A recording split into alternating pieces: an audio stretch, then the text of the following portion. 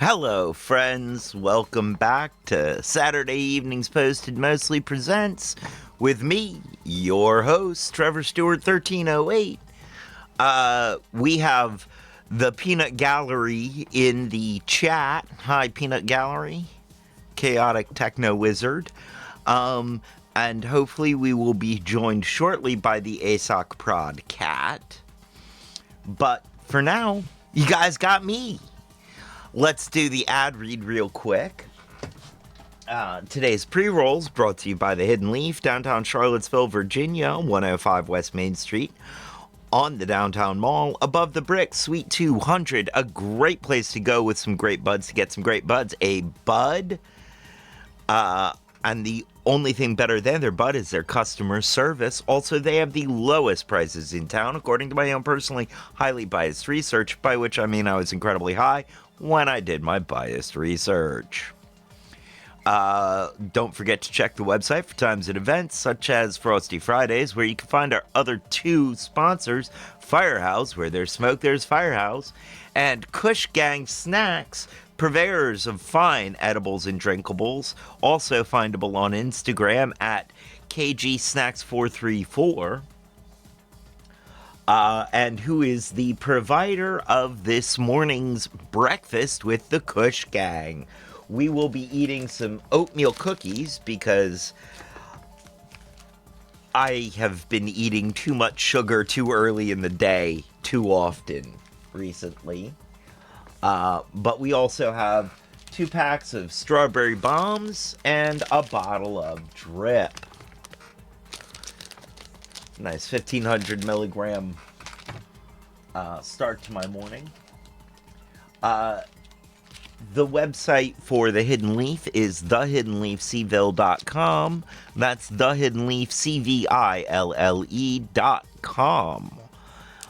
Note of disclosure, I will probably be expressing some political opinions throughout this show. All of the opinions you hear herein belong to me, or the expressor of the opinions, and or the channel, and or the parent company, but not necessarily to any of our sponsors, including the Hidden Leaf, Kush Gang, and Firehouse.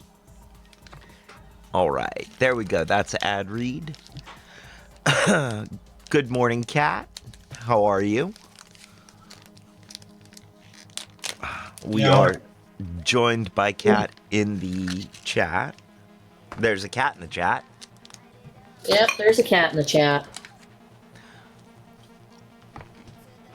What the fuck did she just say? Good morning. How goes it? I made it home from work just in time. Right on. Well, we started a little late because I was dealing with some stuff around the house. But, yeah. It's okay. We have the Peanut Gallery hanging out for a very short bit of time. Hi, Peanut Gallery. Oh.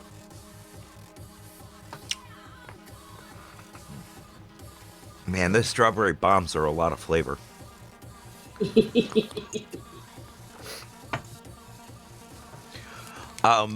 So we have a couple of articles from last week that we didn't cover. Yep. Anything go on in the news this week that you guys want to talk about?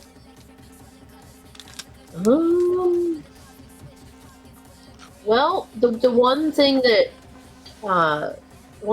popped up that we should probably mention that I found funny is a large number of counterfeit toys got seized.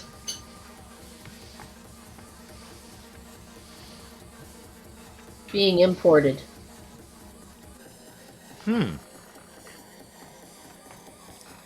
Where were they being imported from? Where did they get seized? And what were the toys?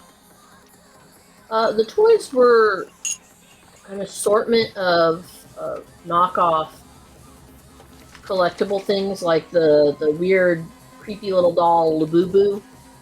Knock off Labubus. Yeah, it was a bunch of things like the knockoff Labubus and Labobos. not The Pokemon, but Bongers. yeah. And now my poor brain has just gone off on a whole nother track. And also GoBots. They weren't counterfeit GoBots. You don't need to counterfeit GoBots. Nobody's buying them. Robots are the original Transformers. They are. I had a couple of them. So the reason that it caught my attention and we should bring it up is because they were seized in Virginia. They were headed for elsewhere. I want to say West Virginia. I'm finding the news story, but they came in Norfolk. That does not surprise me. Norfolk is shipping hub. Don't drink, don't smoke, Norfolk.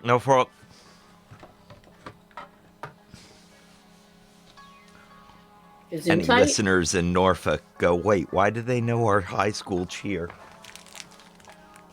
Ooh, that's still a lot of flavor.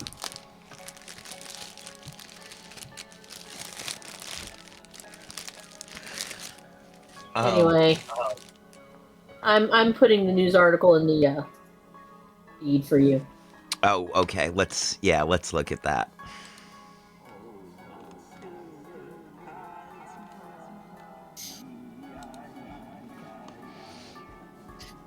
Okay.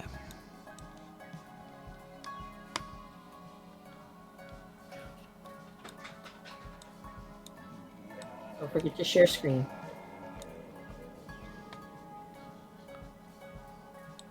All right, and then we go click on this. The Avongers. Oh my. Click on that. We'll close that for the moment. Then we go back to this, and we click on It wouldn't that. be local American. It'd be corporate American. You come with a briefcase instead of a shield.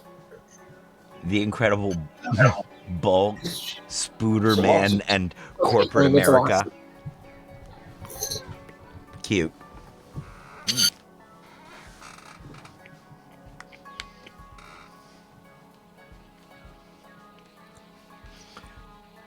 More than $775,000 worth of counterfeit children toys were seized at the area port of Norfolk Newport News by U.S. Customs and Border Patrol.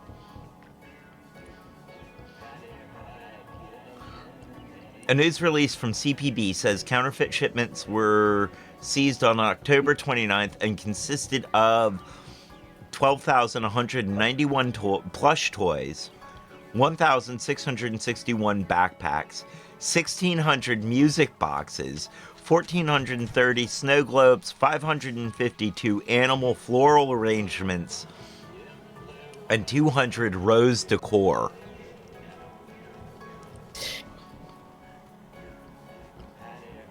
These items bore the protected trademarks and copyrights of Despicable Me, Game of Thrones, Harry Potter, Hello Kitty, Labubu, Kuromi, Mario, Mickey Mouse, Pikachu, and others.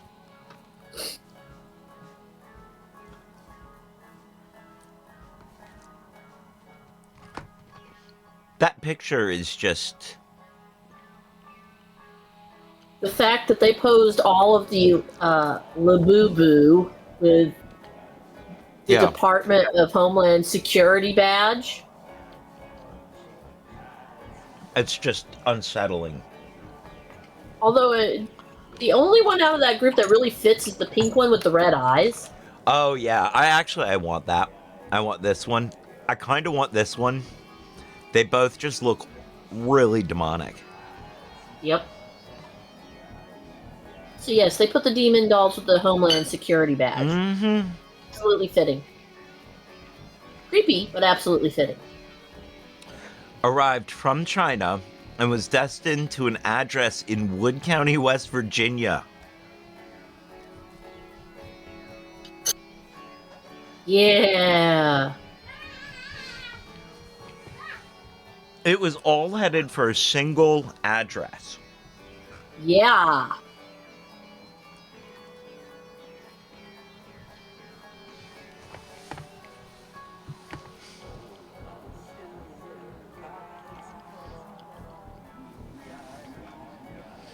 That brings up questions.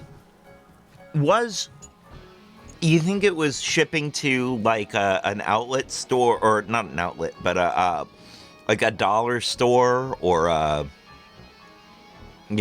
something like that, Dollar Tree, Dollar General, something like that? Or do you think it was Not shipping to somebody who was just buying a whole bunch of, or an internet resale? I'm thinking either internet reseller or given the assortment of things, especially that rose decor, it makes me think that maybe they were shipping to someone that does the flea market and the craft sales. So they were stocking up so they could go to the little sales and set up their table and sell stuff. That would make sense. If it was only the other things, I would be more inclined to think online reseller or someone with a small shop. But the rose decor, for some reason, I always and mostly only see that at flea market tables and stuff. Maybe not knowing, not recognizing the peek at you, the creeper Pokemon. Oh, that's messed up. Smuggling containers. Could be. Some of it, at least. Mm-hmm.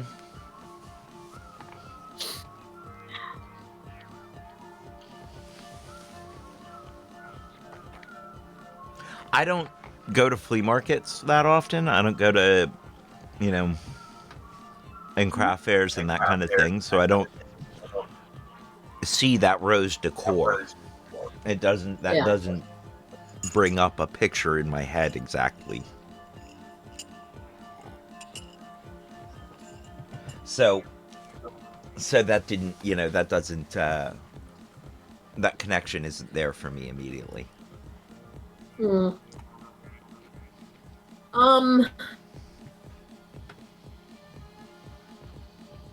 know how when you visit a grandmother's house and you walk in and it seems like there's 39 million little knickknacks that all have roses on them and they each do something, like there's this little rose covered clock on one shelf and then there's a rose covered thermometer on another, and then there's something holding rings that you're not sure if it should be holding rings, but hey, it's doing a job. Oddly enough, not from my grandmother's house. And my grandmother was named Rose. But probably why not her house? I do it does call to mind stuff from other houses that I have seen. I don't think Grandma Rose was that into roses. No. In retrospect. Makes sense to me. Oh.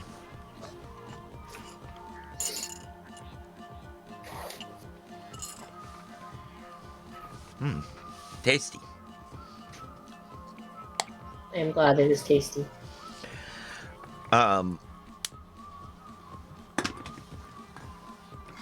right. Well, that was that story.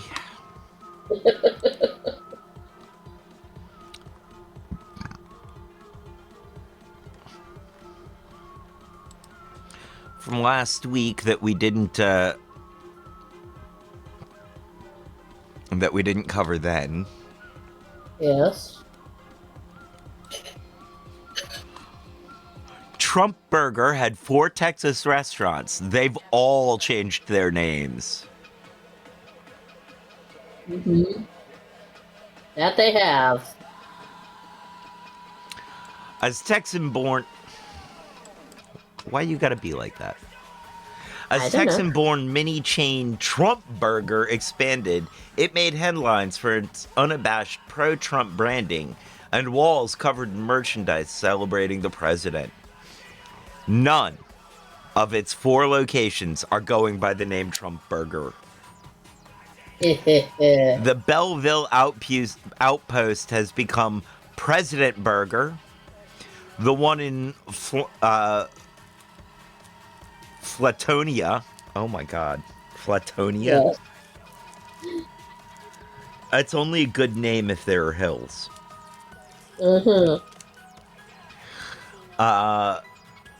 Signage reading MAGA Burger. Kima Spot rebranded first as MAGA Burger USA, then as Freedom Burgers and Beer Garden. The Central Houston restaurant closed, and it now appears to be in the process of reopening as Empire Pizza.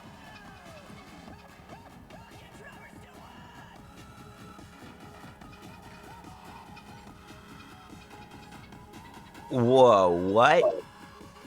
Read the backstory. The untold story of Trump Burger, a $250,000 murder for hire plot, ICE arrest, and vaccine scam. I can't not.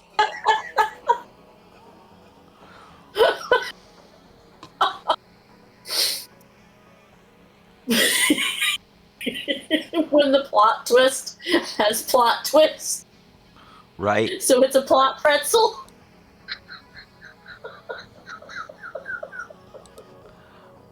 It's behind a paywall. Oh, A plot pretzel. Well, I will have to see what I can do to get the plot pretzel out from behind the paywall. Got sued? No, because Trump was really proud of the fact that he had people wanting to have burger places named after him. But they ended up losing business. Right? Oh. The owner got targeted by ICE because they're an immigrant. Yes, they are. Oh, that's what that was. That's part of that. Because we did... Suad Hameda and Iyad Abu Hawa founded the origin of this concept, Trump Cafe, in 2016 before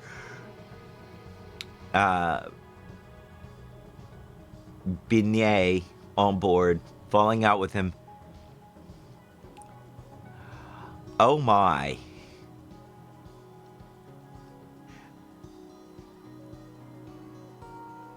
Oh my.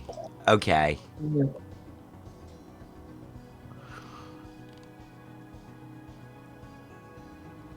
Okay, I thought that was...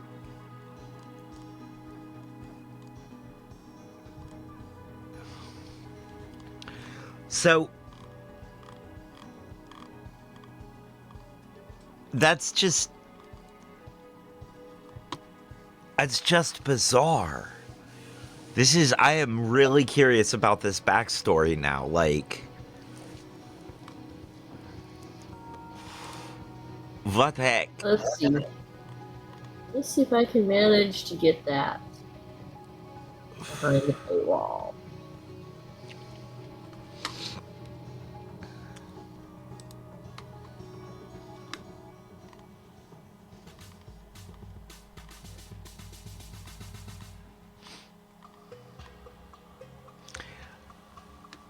So, Roanoke is holding a contest for naming snowplows.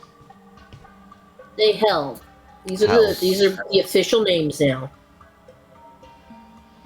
The Blizzard Vase, Plowosaurus Rex, Catch My Drift, the Chillbilly,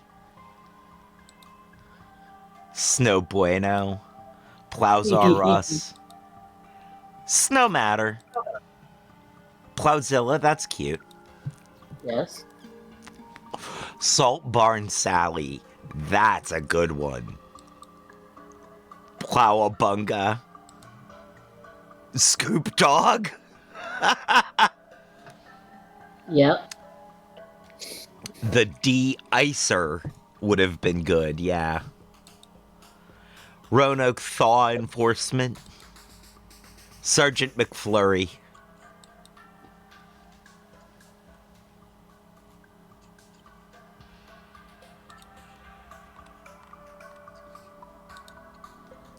Thaw Patrol. Frosty's Nightmare. Dolly Plowtown. The Snowflaking Way. Or Snowflaking Way. I like that. The Snow Express. Big Bertha, that's pretty normal. Yeah. I mean, there's kind of like gotta always be one. Right. Catch my drift.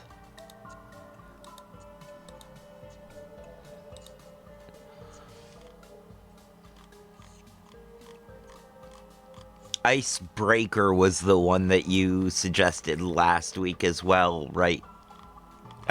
Peanut Gallery? Possibly.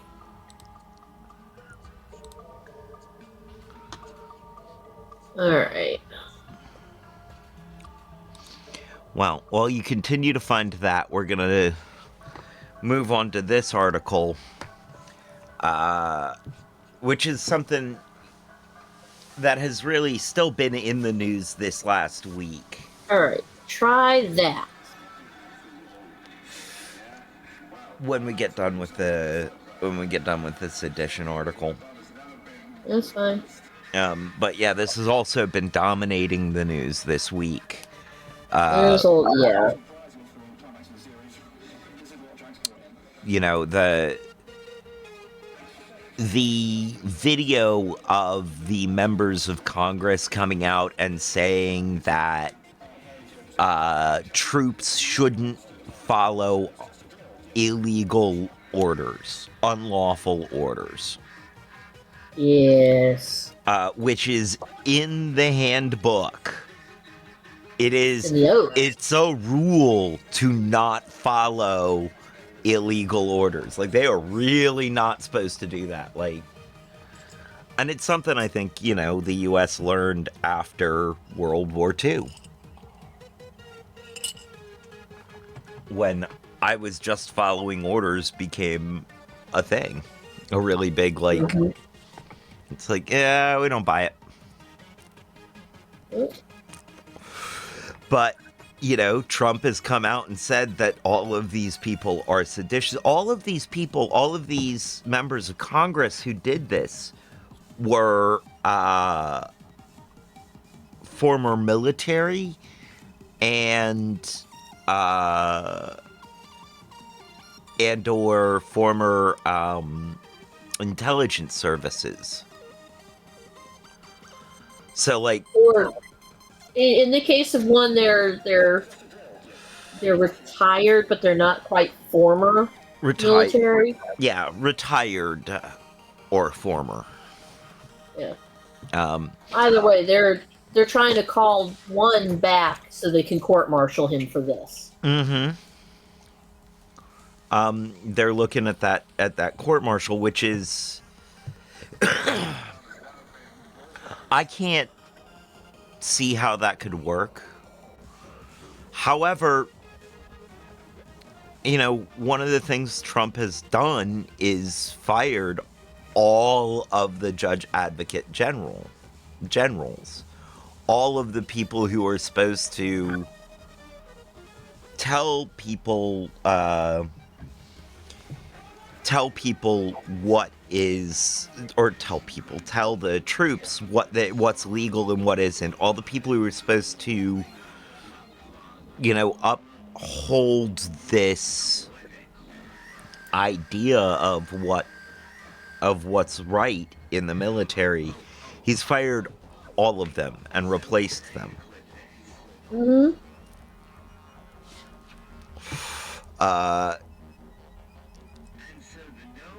So it's it's not a good look. No. It's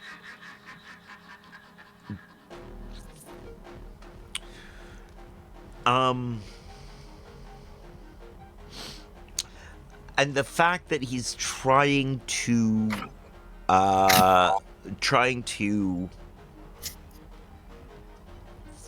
subvert this process and subvert the rules by which the military operates is, I mean, it's a pretty classic authoritarian fascist move. There's nothing surprising about it. Worrying, yes. Surprising, no. I am a little worried that I've gotten a little too used to this stuff, and I'm not surprised by any of it. Well, I still don't think this is really going anywhere. I do believe I heard on NPR that I heard from Leisha Miller that the one Jag who is dealing with this was still like, I don't think so. But I don't know. The court-martial may not be going anywhere. But I know that the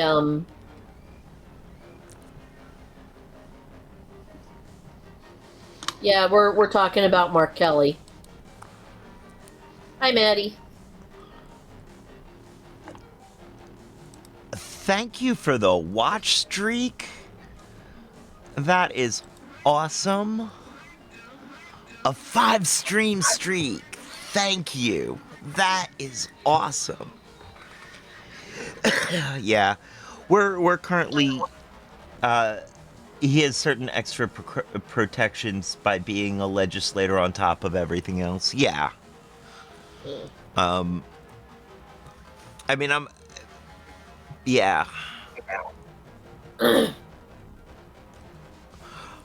I'm not, I think we're also sort of just talking about how this is,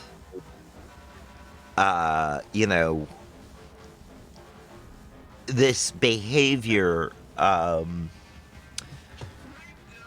got streaked. This behavior of trying to alter the procedures of the armed forces is an attempt to continue to take more control over the armed forces. Which is, by the way, the other thing that has been dominating the news this week. The shooting of the 2 National Guards people in D.C. It was in D.C., right? And one of them died. It was in D.C. One of them just died yesterday, unfortunately. Yeah. I have a note on that when we get to a point.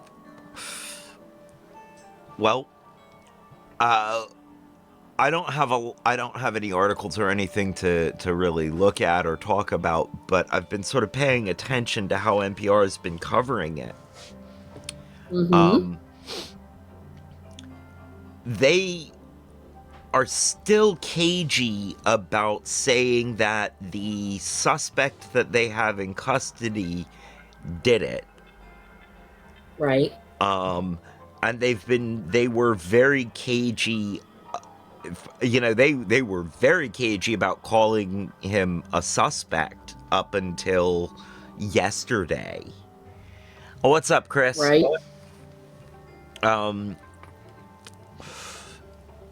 And then, they were very much like, the administration said he did it. Right. They say it's this Afghan man. And this is, if I were more cynical. If I were the type to look for conspiracies, I would think this would be perfect. This would be the perfect kind of thing. I mean, it is the perfect kind of thing for the administration to use to crack down on immigration, from the Middle East, to continue to order more troops into DC and to alter their, rules of, I keep wanting to say rules of engagement, but that's not exactly what I mean. Their rules of procedure. And it happened right at Thanksgiving. Right? It's just like, it's like the attempted assassinations of Trump before the election. So everything is already off. Exactly. And so these, this is sort of, it just all lines up too perfectly. And if I were really this suspicious conspiracy theorist type, this would be, I would be all over this. It would not surprise me. Like, again, it would not surprise me if these things were conspiracies. I'm not saying they are. I'm just saying, like, there's been so many I'm things just that at this asking point, questions. Yeah. So my particular note is, my second gig, my afternoon gig, involves sitting with an older lady who is pretty close to 100 and making sure that she's got someone around to help her do some things and, watch for fall hazards and things like that. And she's very nice, but she also tends to listen to Fox and Friends most of the day. So we were sitting and actually watching what the Fox coverage was like the day before Thanksgiving. And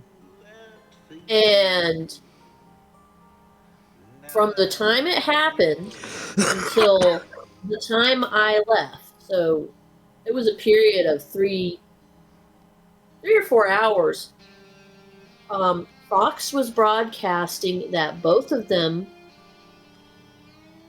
had arrived at the hospital unsavable. And they kept repeating that for hours. What the fuck did she just say? Yeah. I get home. I felt and like I'm that was an talking with appropriate use of the button. Yes. I get home and I'm talking with Peanut Gallery, and Peanut Gallery's like, but NPR said no. And double checking to see is like, oh, so you mean for the past 4 or 5 hours they have been saying and telling these people's families and friends that they are no more when they're in critical condition. What the fuck did she just say? I'm just saying. And they spent a big chunk of time, and then, Well, no wonder NPR's been so cagey about everything. And they were making fun of Kash Patel for saying that they were looking for suspects. It's like, wait a minute. Yes, you have caught a person that you think did this, or you're pretty sure did this, or whatever. But it is entirely reasonable for the FBI to be looking for more people and keep looking for further suspects. I mean, yeah. So making fun of him for that is just not... I get it. I get it's a cheap shot, but that's like, this is the guy that you guys wanted to do these things, so why are we doing Right. this today? Right. Hey, Kingsways, what's up? Good to see you. I have already crushed the breakfast this morning. It was delicious. Those oatmeal cookies were great, man. Oof. It was nice to not be eating something completely sugar laden, you know? Kush Gang in the house. Don't forget, Yeah. find them on Instagram at KGSnacks434.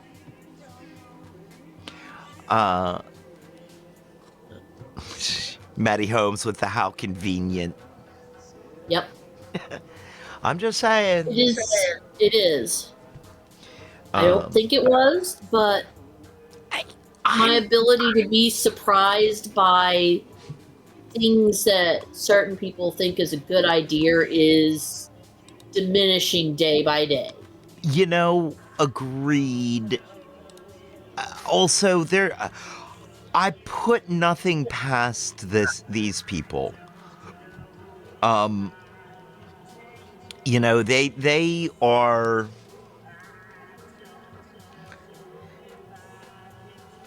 They're desperate to hang on to power.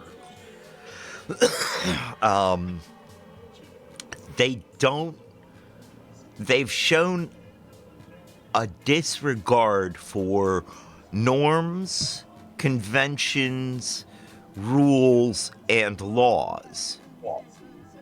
And human decency. Oh, And human decency. I think that went first. Okay, then, and inhuman decency. That too. There are devils and demons in not just in the Christian hell, but even in my pagan hell that are looking at this administration going, man, y'all just wrong. Yeah. Entirely. So so I really can't put it past them to orchestrate events like this. Not on a grand scale, but in that sort of single, isolated cell sort of way. You know? Mm-hmm. Oh. So after we read the Trump burger thing, I've got a different one to touch on. Okay. So again, I'm not saying that this stuff is happening, that the administration is, you know, orchestrating these events. I'm just saying, I mean, look at how these events have benefited the Trump organization, the Trump brand, the Trump administration. Like, you know, the focus was starting to drift away from immigrants and starting to drift towards affordability. Well, now immigration is going to be a topic for a while. Mm-hmm. You know? And he's going to keep it a topic by rounding up as many Afghans as he can and trying to deport them. Yep. Extrajudicially. Oh, yeah. He's not going to bother. You know what? No, this time it isn't going to be extrajudicial. I just realized that he's got the DOJ working to make it okay for him to just kick people out.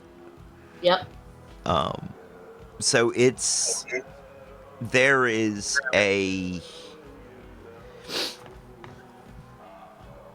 I can foresee a disturbing trend. He's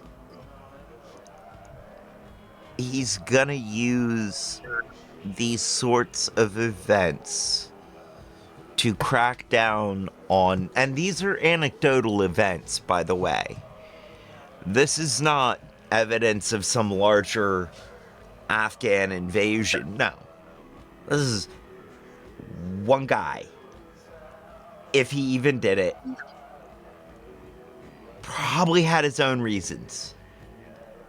Oh, and let us talk for a moment why this gets even more sketchy, why I start being more conspiracy wacko about it.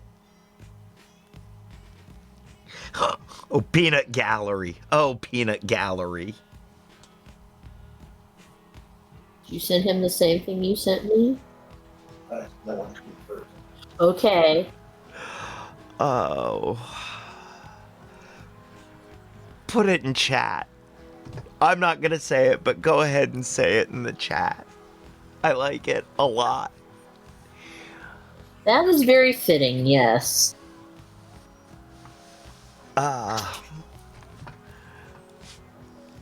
So this oh, where was I? I was in the middle of connecting some thoughts there when I got Did it have to do with the fact that the man had to drive from Washington State to reach Washington, D.C. to do this? No, although that is part of it. No.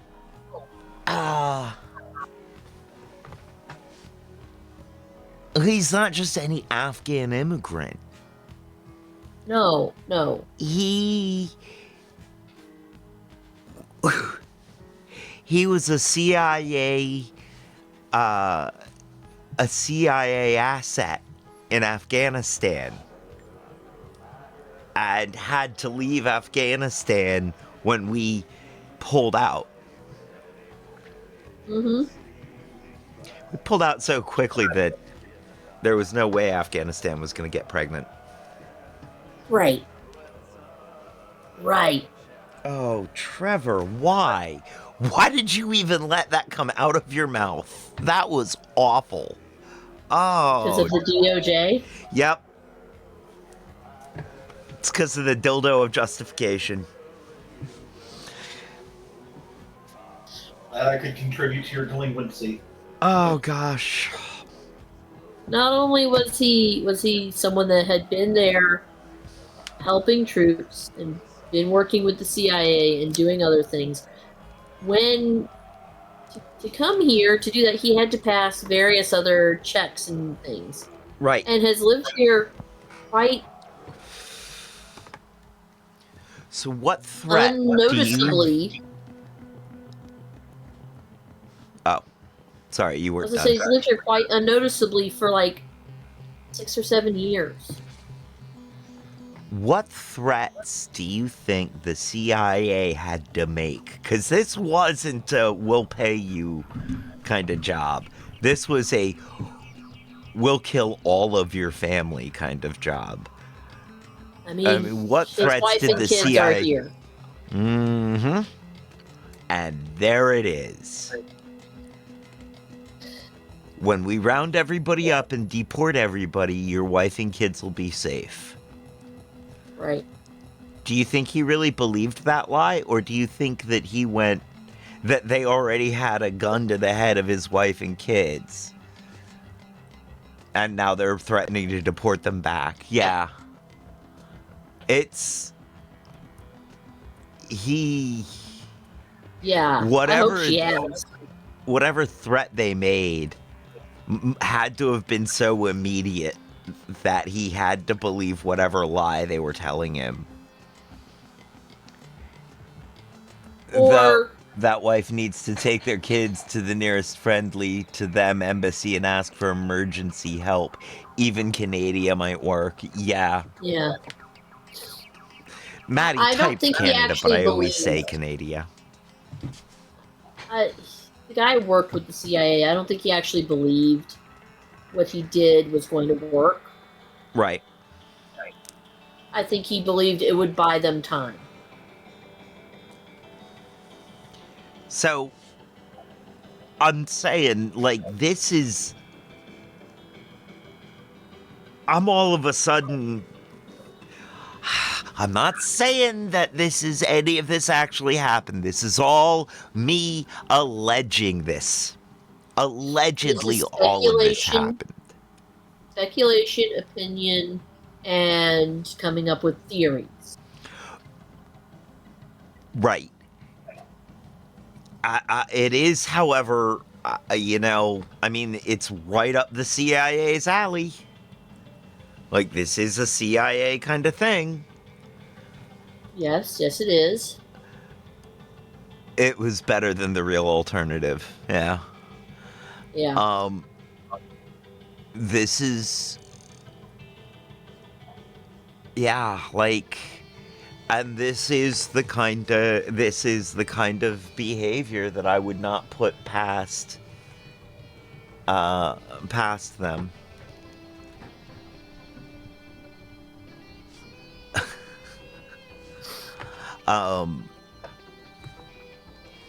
So yeah, I'm just saying, it's all just so.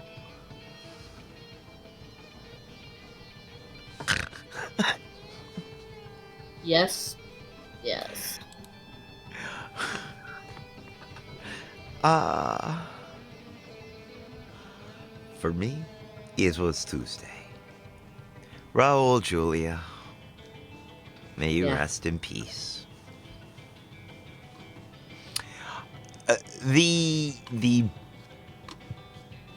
In my opinion, the best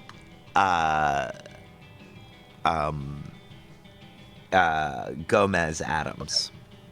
Yes. I really, he was really. I liked the old TV Gomez. But in some ways, he was just a little too goofy for me.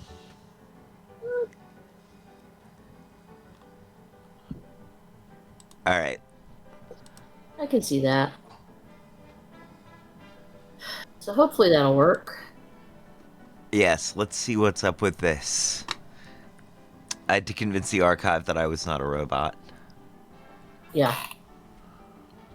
John Aston and Raul Julia are equal best. Okay. One was really good for TV, one was really good for movies. Yeah. Julia was a fine chewer on scenery. Yeah. Yeah, he was. Oh my god, he could eat that scenery all day. Like, he would just. And I love an actor who can really interact with the scenery. Are we okay over there? Dude, Hollywood title. Scenery Beaver.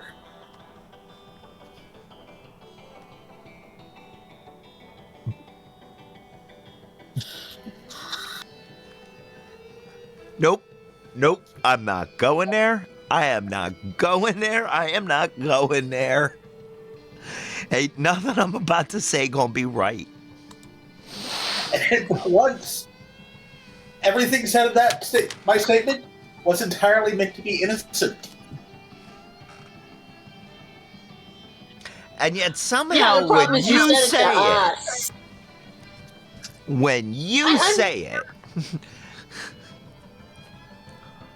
it's not just that he is the one that said it, it's the fact that he said it to us. Say that stuff to us, man. And now Maddie's sitting there in chat going, nom, nom, nom, nom, nom. Thanks, Maddie. Okay. So, here we go. The untold origin story of Trump Burger. A $250,000 murder for hire plot. ICE arrest and vaccine scam. Oh my god, did they really brand the buns with Trump? Yes, they did. Oh, that's terrifying. Yes, it is. The thing about Trump Burger is that it was always irresistible, even for those who would rather just eat about anywhere else. The restaurant is what its name suggests, a burger joint devoted to President Donald J. Trump, which began in Belleville and has spawned several other locations that opened to great fanfare within an hour and a half or so of Houston. Were their burgers really that good? I mean, I don't think so, but Right. I've never eaten there. So as far as the quality of the food, I cannot speak to it. Right. Yikes. We'll take a look at that when we're done with the article. The most underrated scene between Raul Julia and Christopher Lloyd. I threw up in my mouth a little. Sorry. What Trump Burger really sells isn't burgers or chicken fingers or fries.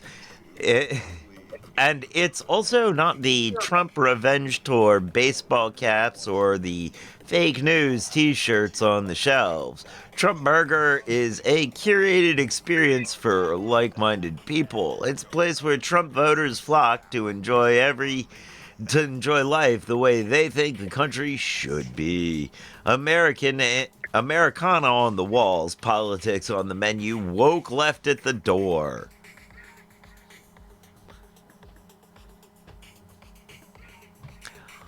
I don't think they meant that to sound like it sounded, because it sounds like... It sounds like the restaurants are being besieged by the woke left. I mean, honestly, I think most of the woke left looks at them, laughs, and keeps going. I think that is the way it's supposed to mean. The more the libs rage, the better the burgers taste. Ew. Yeah, ew. Although, you know what, though? Nah. Chick-fil-A has turned hatred into deliciousness, so... Like, even I, who do not eat Chick-fil-A for political reasons, know that their food tastes good. It is the hatred that makes it good.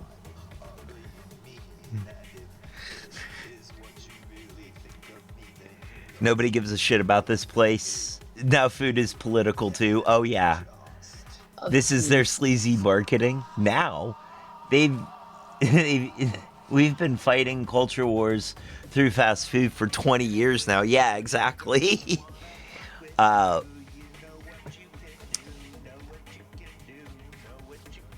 right, we aren't here for this. We are here. As much fun as this has been.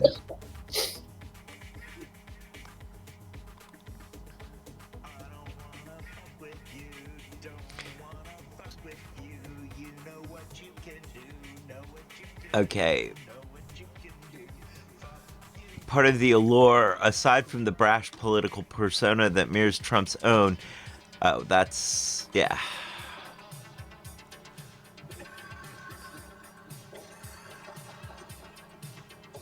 Okay. According to reports, was opened by a 28-year-old man named Roland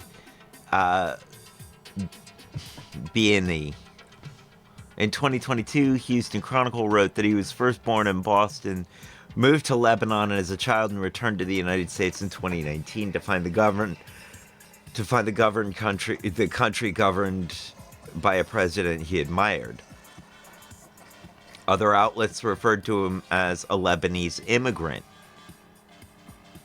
Fox has called him second-generation Lebanese American. Being an immigrant from a place where everything is bad, you see somebody like him to support the country and get the economy doing better. Wow. Okay. Even as Bienney built a business in tribute to that vision of America. Lawsuits filed earlier this month punched holes through the Trump burger public image. Particularly one allegation buried in an exhibit. B&E, the filing claims, might not be in the country legally. The lawyers are saying we shouldn't comment on that. His lawyers also declined to comment on on a list of written questions.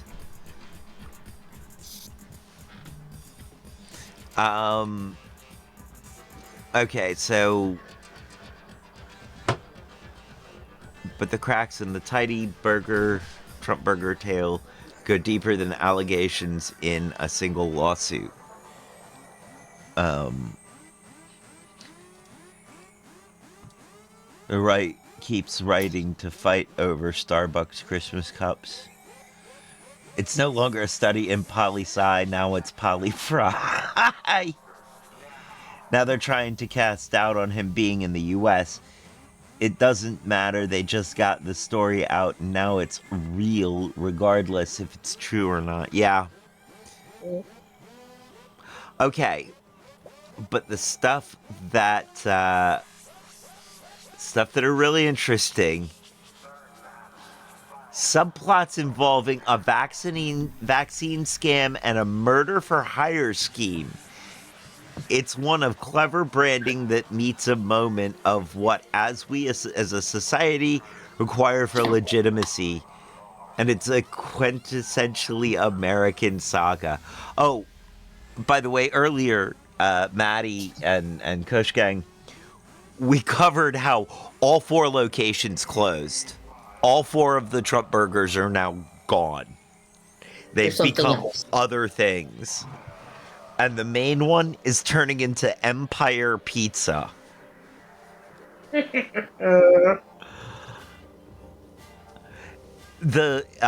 legal status. Yeah. That's kind of what I took you to mean. But also, yeah, all of it's now that way.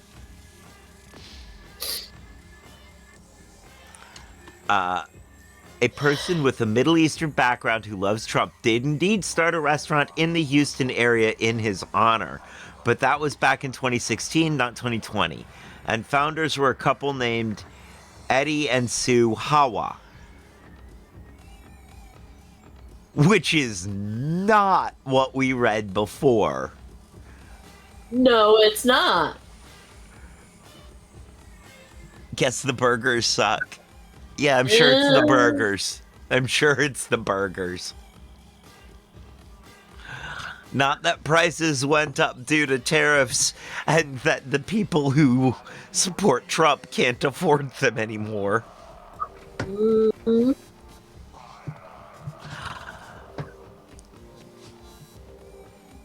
Oh, man. Okay, you can tell that 1,500 milligrams hit. 1,600 milligrams hit, because I am laughing about this. I know.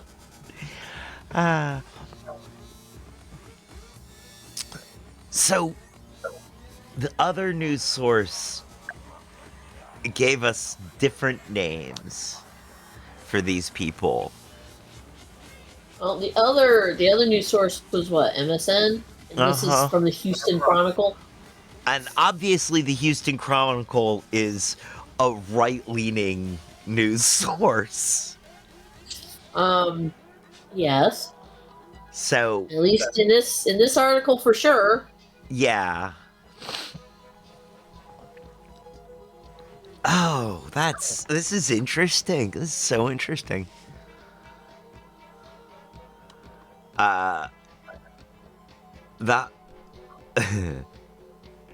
The Hawas began the business that would evolve into Trump Burger in Belleville, a 4,200 person community just over an hour northeast of Houston.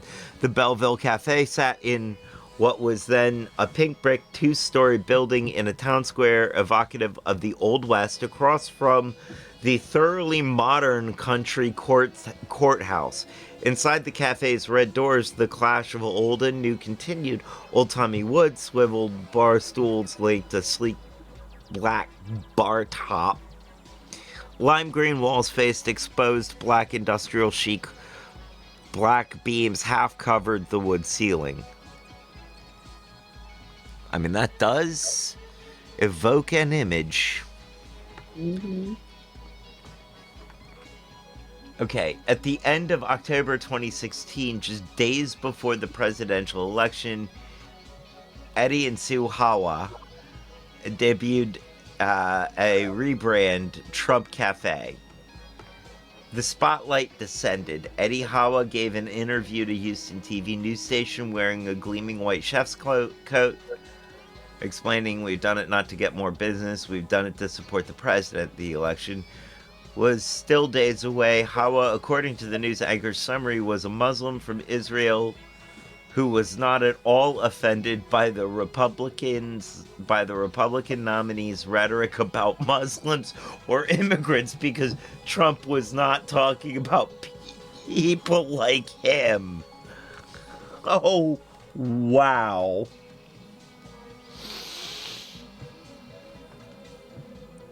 It's not called the Houston Comrade Tribune. Comrade, do you read the Houston Tribune? Houston Comrade Tribune? No? You read the Houston Comrade Tribune now. Now. Read now. Delulu, these people need to learn the concept of leopards eating my face. Right? Right?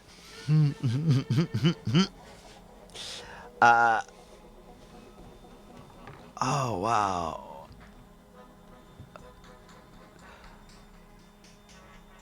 Oh my gosh, just the, thing is, like, Israeli Muslims Alright. still love I'm going him. to note something. What's that? Okay, the names that were used in the MSN article, Suad and Iyad. Okay. I'm thinking that the what's being used here in the Chronicle is the Americanized versions of their Right. name. And Because they've got Yeah. yeah. I'm guessing Because they that have the sorry. they have the They have the Hawa is the final, the last syllable from the original name.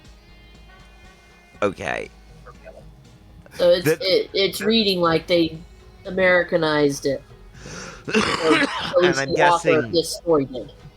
I'm guessing that the Hawas Mm-hmm. probably told them to go ahead and use those names.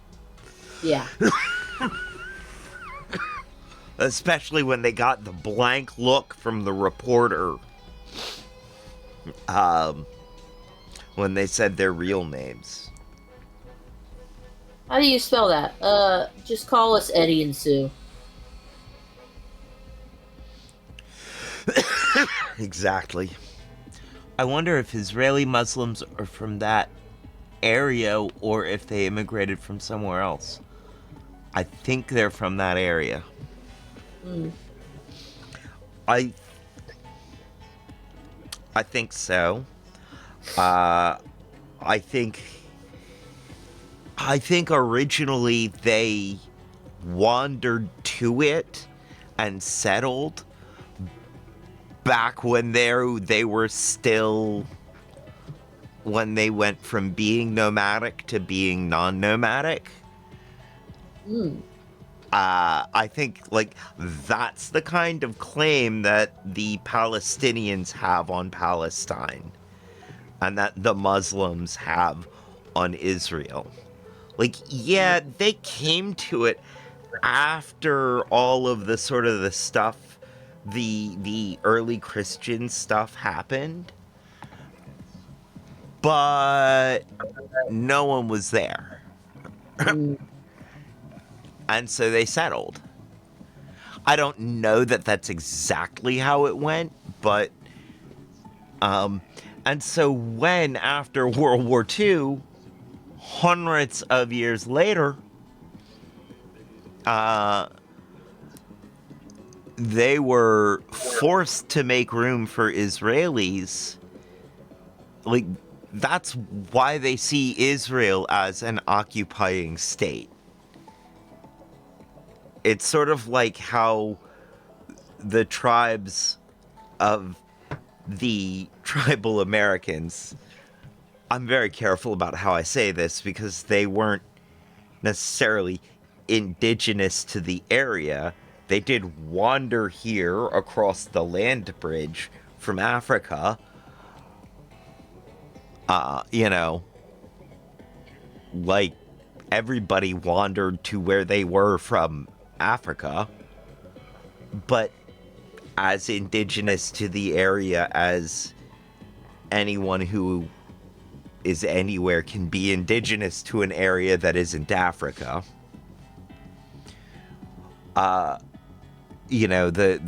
The tribal Americans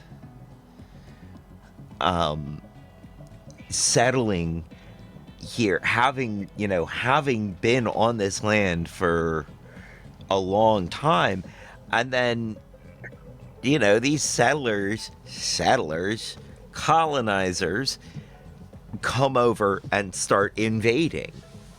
Like, from their perspective, we are an occupying nation.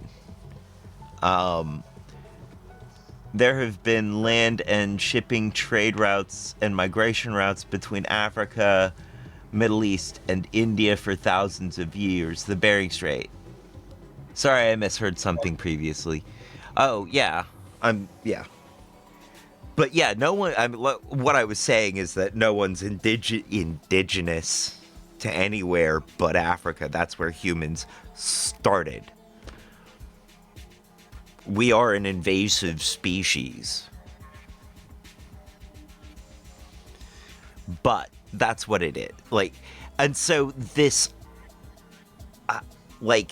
this idea that Palestine, this feeling that Palestine has, this underlying anger, is understandable. Like, dude, they had a whole, civilization going on. They had a whole, society. They had a whole thing. And we just... Jews here. It's really messed up. And the post-World War II order created that. Like, the European, I guess it was, at that point, was it NATO? Made that mess. Literally just made that mess. Like,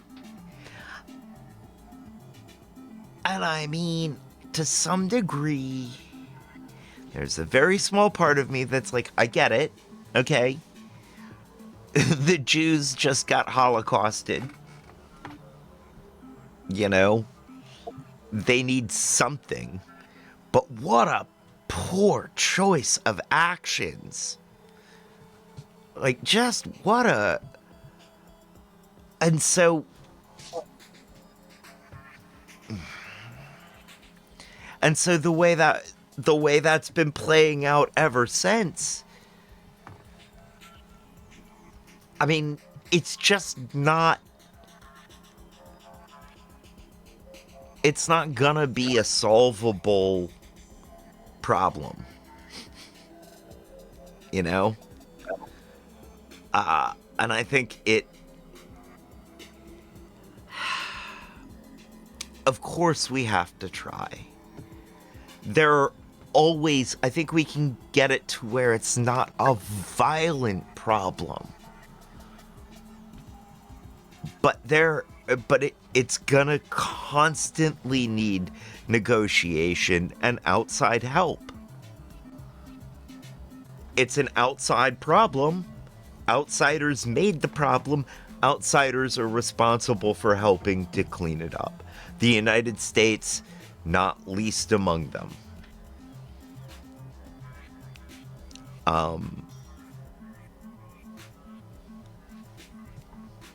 That's my feelings on that.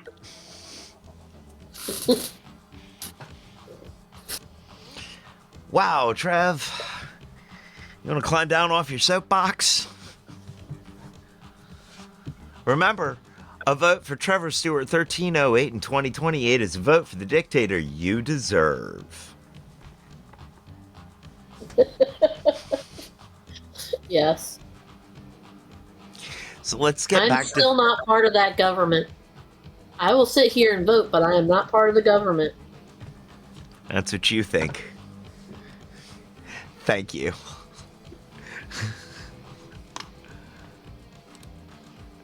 You can put Kingsways in charge of something. What was that? I said you can put Kingsways in charge of something instead of me. I'm sure I will, but that's not instead of. And I never said anything about in charge. You just said I'm not part of the government. Ooh. In my government, every citizen shall be part of the government. Let me rephrase. We will all take part in making this nation what it truly could be. Are you a citizen of the new America? Take part in your government, because it is truly your government. I'm not willing to be a secretary, an advisor, anything. I will vote and do my job. My Vote job, not the job you and gave do me. my job. My job that is already my job, not my job that you make up and give me.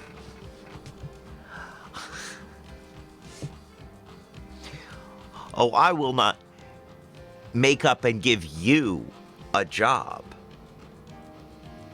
It will be the job of every citizen to participate in their government. I'm having a hard time doing this with a straight face. Dystopian, man. Dystopian dictator is hard for me to do seriously. Good. So whenever I hear that, all I can think of is Dr. What's his name from Demolition Man.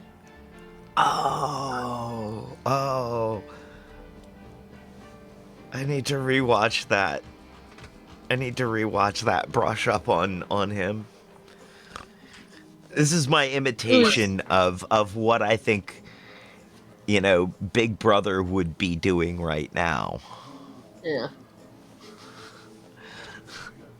Classic movie. Yeah, it really is. It really is. I only saw it once. All right. One more distraction before we finish up on the Trump burger, because I gotta know about this murder for hire plot. Yeah, I kind of want to hear that too. Oh. Okay, so Yes. I realized this when this came out. This is when I realized that I wanted to be a critical watcher of media, even if I wasn't ever going to be good at it. Because I was watching a critique of this movie, and somebody was saying, or maybe I was watching an interview with a director. Someone was saying, he was the leader because as a character, he was a mirror of everyone else. And he reflected them back at them. So they really, they really felt seen. And it's like, I mean, relevant, that in and of itself is relevant, but I wanted to be the person who was figuring that sort of stuff out. Ah. I am not good at it. Doesn't mean I don't try. Fair.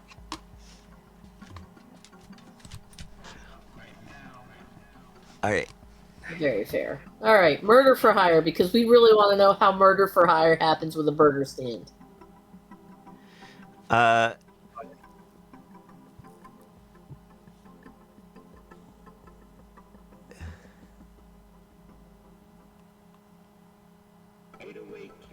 right.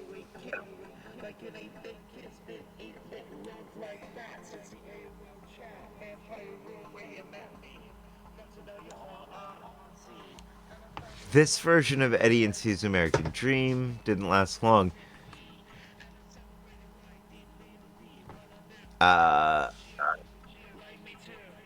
Closed for remodeling. We will be open again soon. Blah, blah, blah. Sue Hawa said she was exhausted with the demands of running a small business and raising young children. On top of that, Eddie's mother died that year. Okay. Next iteration debuted 3 years later in Bellevue. That's the one.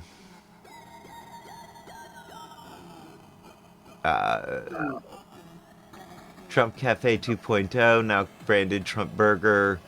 Slicker, leaner, meaner.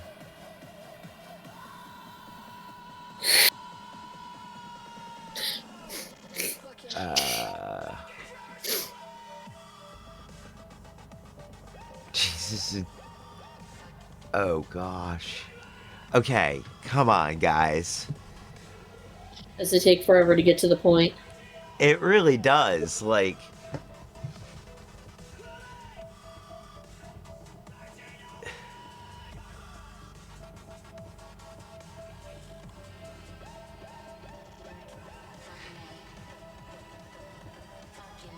okay, for all the media attention on...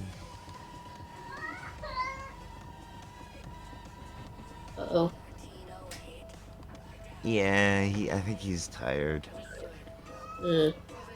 Yeah. That is very possible. And if I'm tired, I expect everyone else to be tired too. Alright. They do say their name.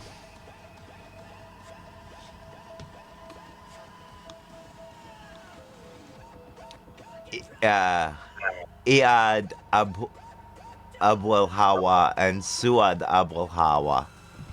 Okay. And they were born in Jerusalem, or he was born in Jerusalem.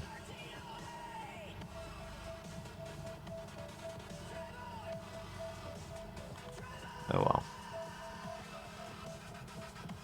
well. Okay. Come on. On October 27th,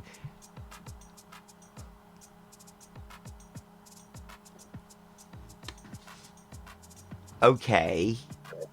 On October 2017, 2025, 11 years to the day before a local news station was the first to write about Trump Cafe, 35-year-old Iyad Abu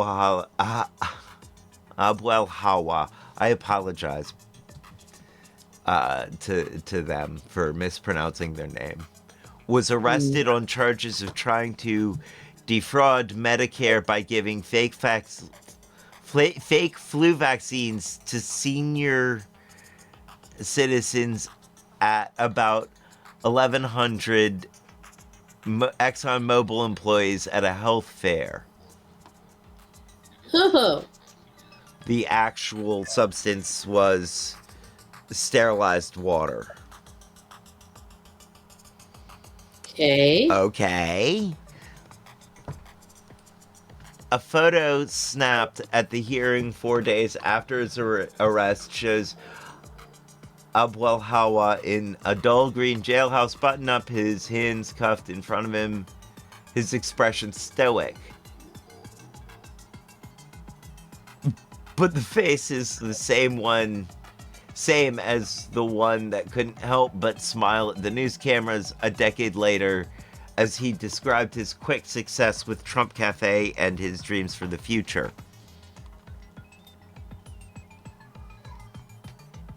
All right.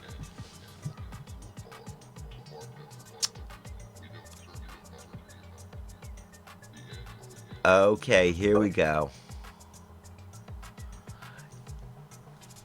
During his time in Houston Federal Detention Center, Abwel Hala met a former physician named Ira Klein, who was awaiting... Oh, man, really? Oh, this is gonna hurt.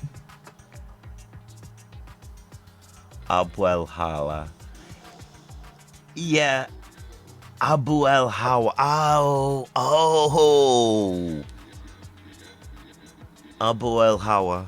I bet it is. I'm gonna start going with Abwel Hawa.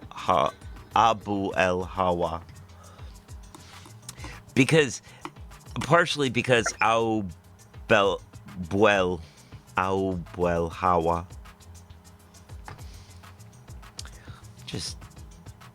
I'm just gonna apologize again to them for destroying their name here.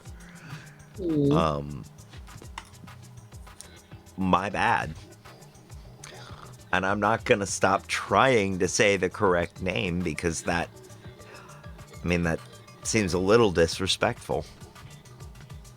Although they did say they wanted to be called Abu El Hawa. Okay, Abu El Hawa. I jumped past that. I find that most people with names like that generally appreciate at least the attempt. You know, yeah.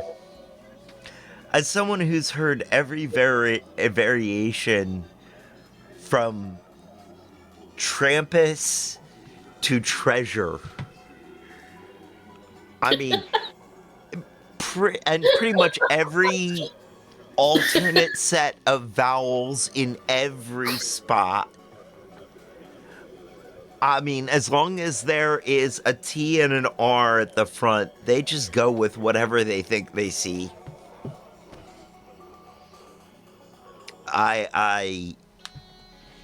Yes. There was a young girl on my route home from elementary school. We walked. It was close enough we walked. Oh, no. We took the bus. We were like the first stop on the bus, though. And she lived up the street before me, and she called me Treasure. Your name has 1,000 variations and similar names, so you've heard it all. Yeah. Oh. And these are relatively easy names to decode and pronounce. You know? It was.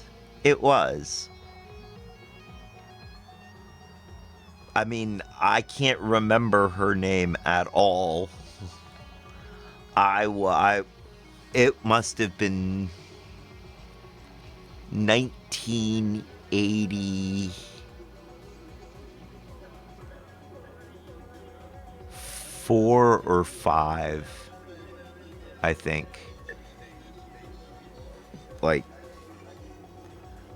And I went to that school for 2 years. We lived in that house for 2 years, and then we moved. And I barely remember anyone at that school. Uh,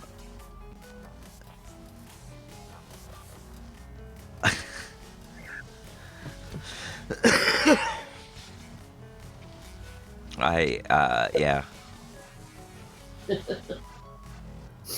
I didn't start forming much in the way of a good knowledge of the people around me until the next school. And yeah. Right. All right. Question. Answer. What was the first version of your name that you said before Treasure? Trampus. Okay, I did hear that correctly. Yes, you did. So, that was given to me. That was given to me by one of the owners of Charlottesville's Flower Man. And all of a sudden I'm blanking on his name too. It wasn't Trampus. No, it wasn't. But Charlottesville's Flower Man, the parent company, or the company that they filed under, the LLC name.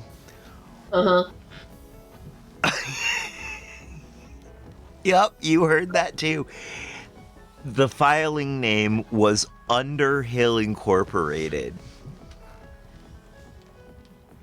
Oh, so he was just naming you as a different type of cryptid. Got it. Yup. See, here's the thing. Where's Lockpick? I've got a question for him. I bet you do.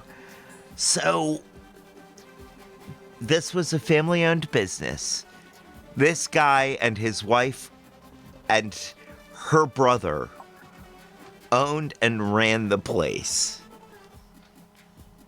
There were 2 flower arrangers and an office person and a processor and and a couple of delivery drivers. Several delivery drivers. Actually, they had more delivery drivers than other staff. And my ex-wife, fiance at the time, well, actually, no, we worked there after we got married, too. Well, okay, so she worked for them when we got engaged. She was working for them when we got engaged. And, she,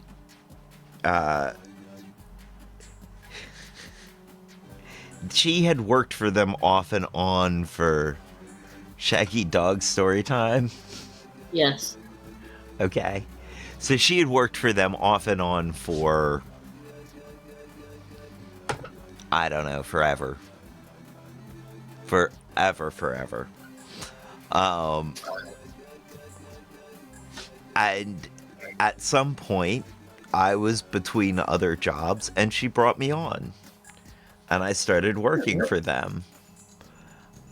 And I was a processor, office person, and delivery driver for them. Okay.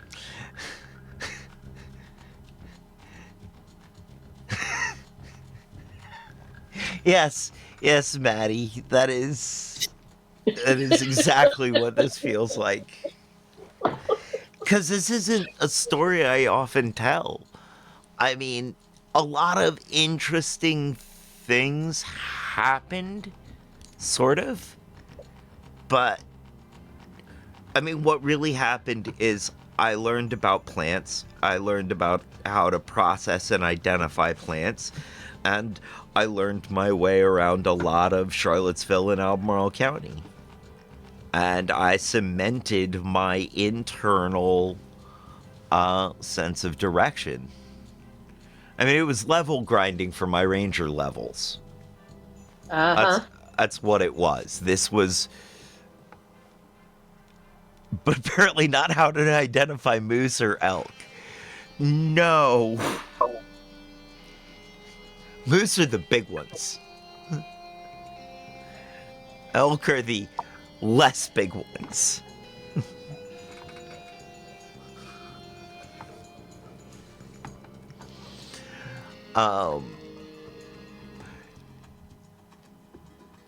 Yeah.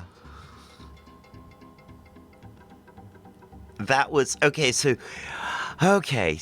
the how to identify moose and elk came from before. Oh, you really didn't mean to start off another story, did you? Because there is one in the chamber here. I have a story ready to go.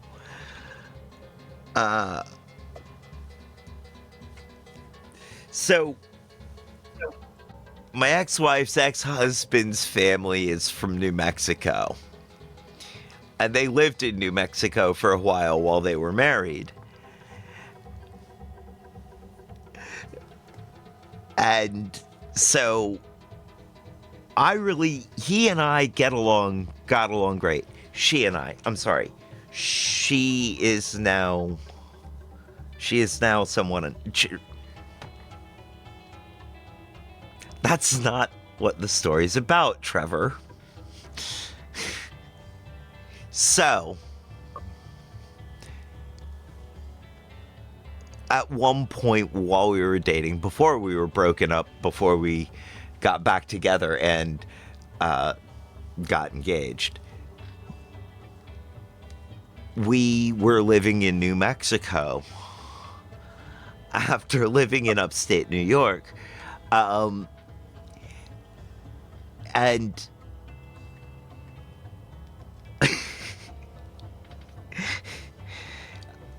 there was a bit of having to learn to identify local creatures. Things that may be road hazards. I'm terrified. Why did I click on this? Because you could. Back in St. Olaf.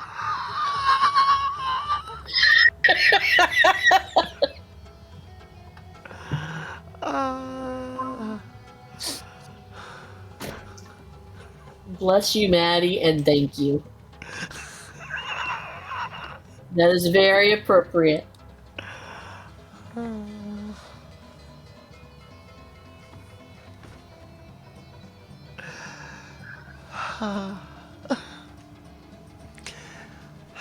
See, these kinds of stories, they're very sort of mundane stories. Although there are some stories that are pretty interesting. But the sum of the whole of the parts is really interesting. Like, oh yeah, there was a time I lived in New Mexico. You know? Oh yeah, there was a brief period of time where I lived in Harrisburg, New York, or Harrisburg, Pennsylvania.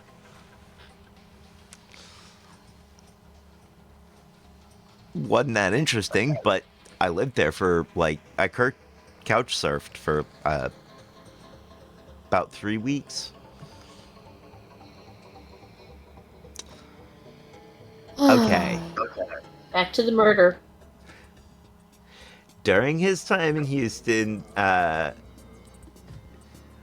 Abu El-Hawa met a former physician named Ira Klein, awaiting sentencing for building insurance companies out of $10 million.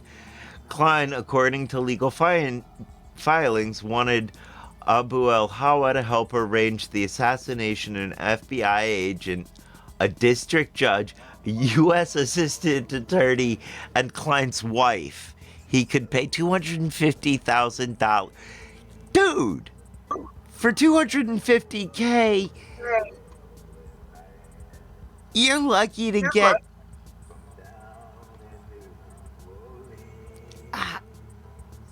you can't afford anybody on that list for $250K. He told me he was rich and money was not an issue to him. He just, no, he's not, and yes, it is. That's, okay, that's $250,000, right? But it's so little that we don't refer to it as that. We refer to it as 250K. $250,000 isn't enough to do anything with. Pulling off the crime alone costs over half of that.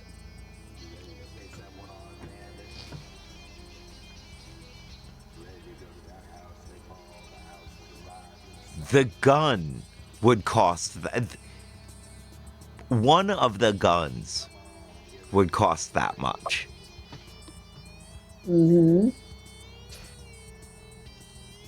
Not that I would know. I have no idea how much it costs to have anything like that happen. I'm serious. I really wouldn't know.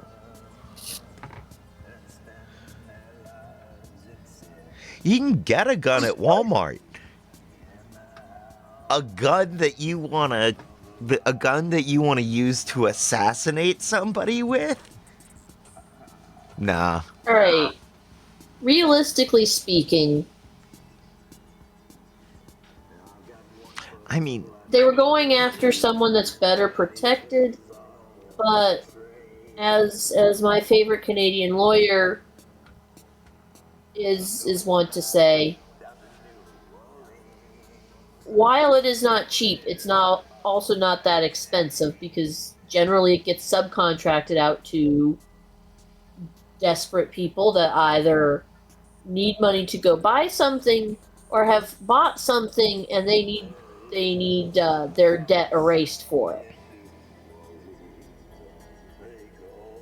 In which case, they already have the means to go do it. You just need to point them in the right direction.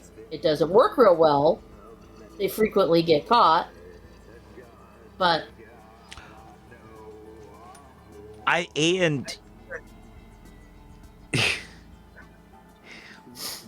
mean, okay, you might get to a district judge, an attorney general, or the wife by a desperate act.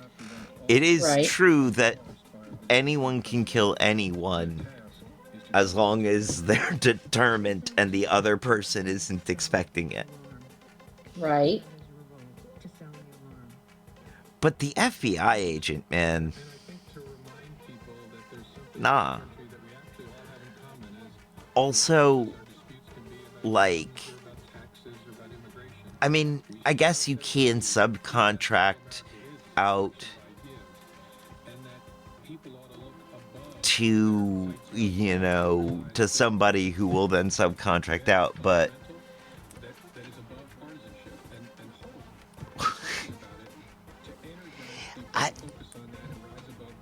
yeah, I mean, I'm not the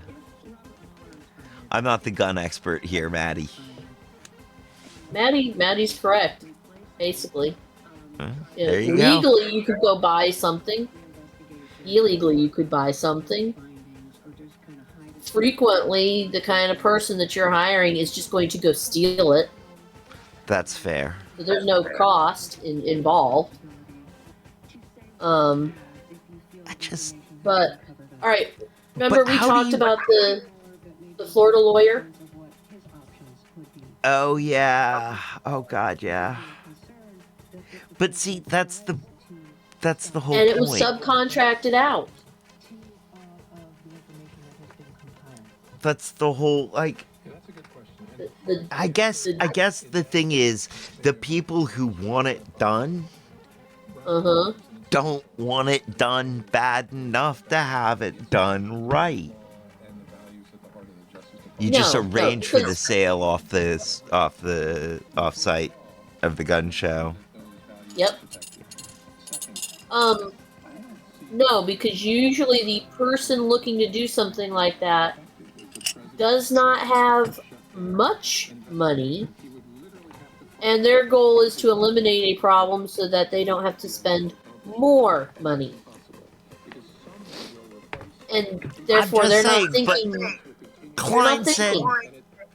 money's not an issue.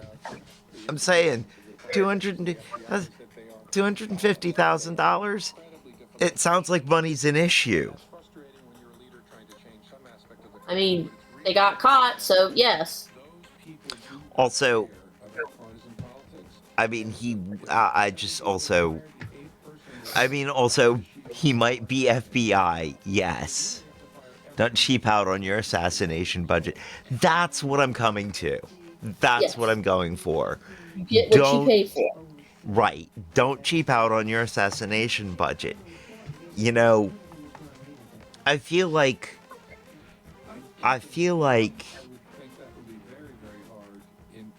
the difference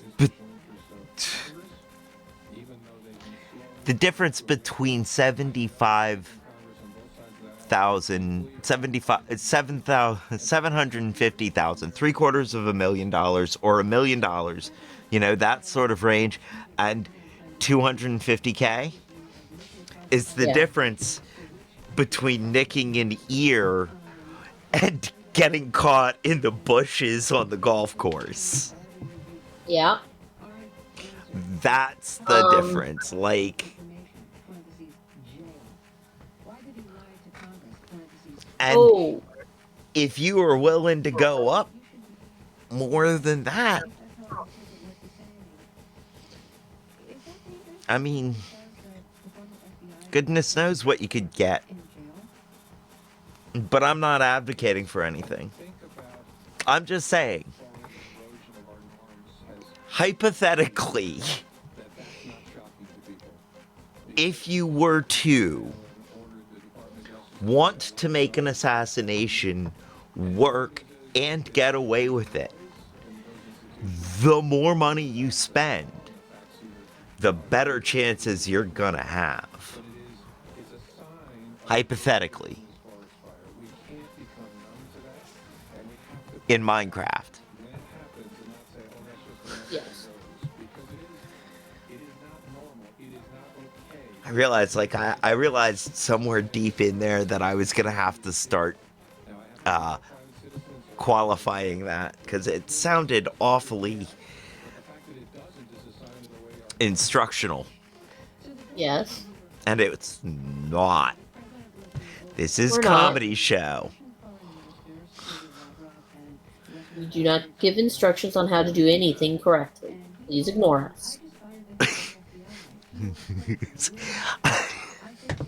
Right? Because I am obviously the image of success.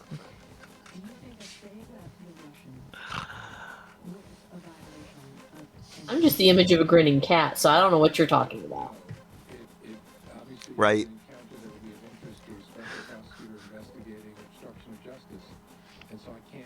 Okay, so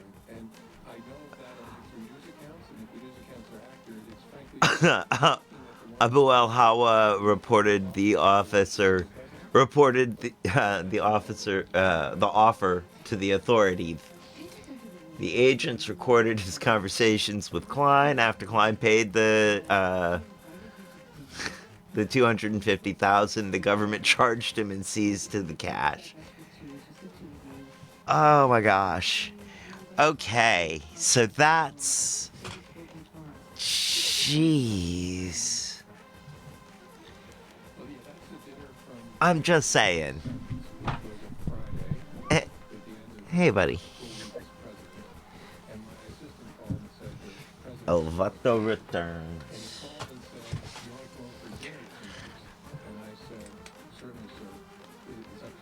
Molly's Song 2.0.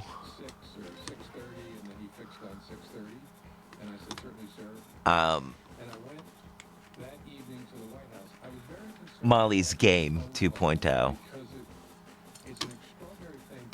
What am I doing here? We're going back to the... Future? Huh? Nothing. What? Back to the Yes? Future, you are hilarious. You know that? No.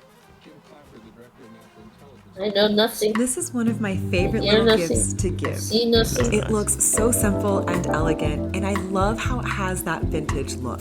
You can just slide one between Did you pages hear of about your the favorite Olympic novels and use as a snowboarder bookmark.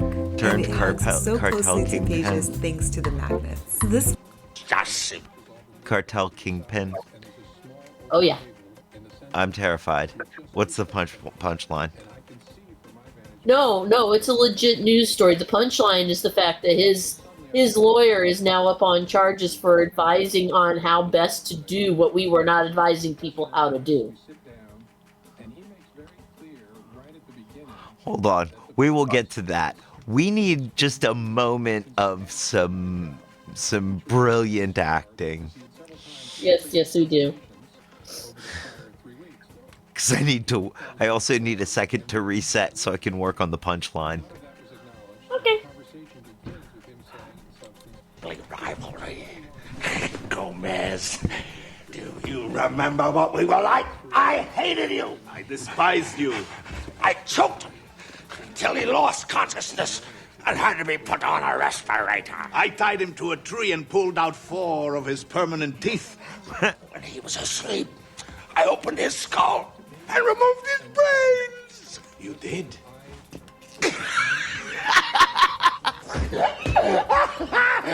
Brother! Brother! Yes.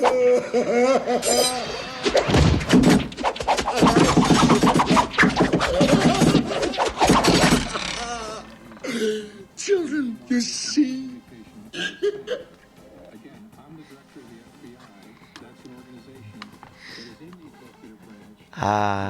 Thank you. Needed that. Okay. We'll put that up.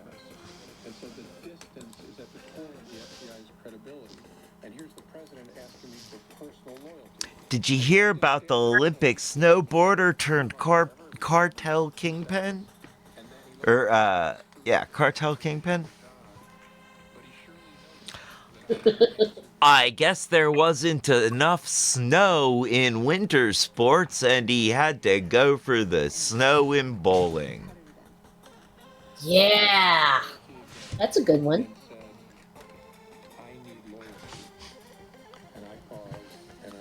No. Because bowling isn't known for its cocaine use. You don't do cocaine and then go bowling.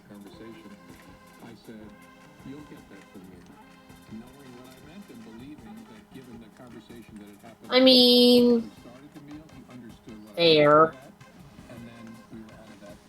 I guess just not enough snow in winter sports. So he found some So South American powder to play on. he started going for that South American snow. Yep.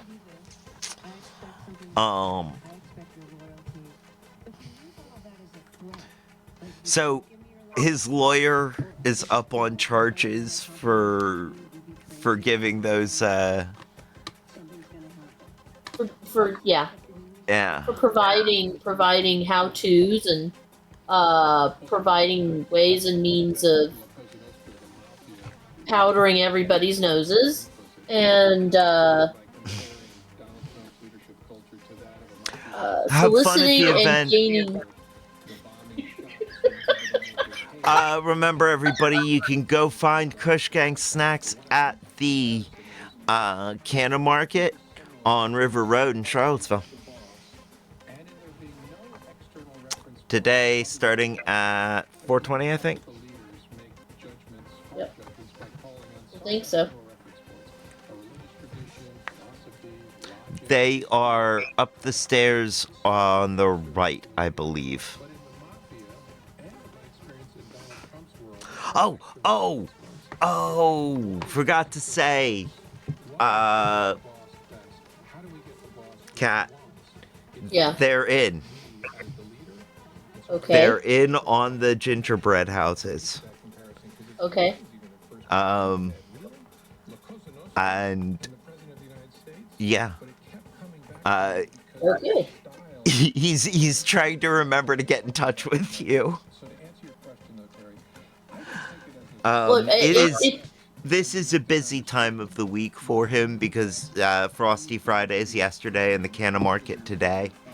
So, look, I've been going to bed at like 9 o'clock all week, so I have been run flat out every day myself. I get it. I mentioned that to him too. I mentioned that you were, you've got a lot going on. We, at the very least, you and I need to carve out time so you can give me marching orders. I told him that you are sort of the artistic director of the channel in a lot of ways. God, we're doomed. Sorry. I mean, yeah.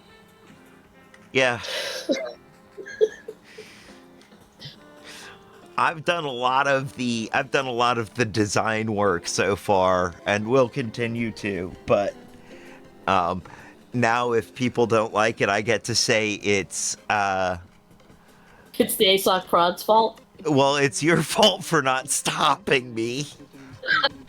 I didn't say in what way it was my fault, just that it was my fault. Right. No, I will specifically say it's your fault for not stopping me. Okay. Yeah. So. What was that about you're not going to have a spot in the government? I'm not. You say having that. No official position. I know I say that. I'm going to keep saying that.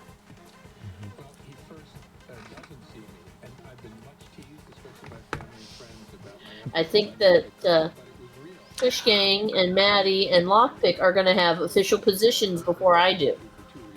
Oh, I'm sure they will. Lockpick, Minister of Chaos. Have we said his name 3 times? Is he going to show up? I hope so, because I still have a question for him.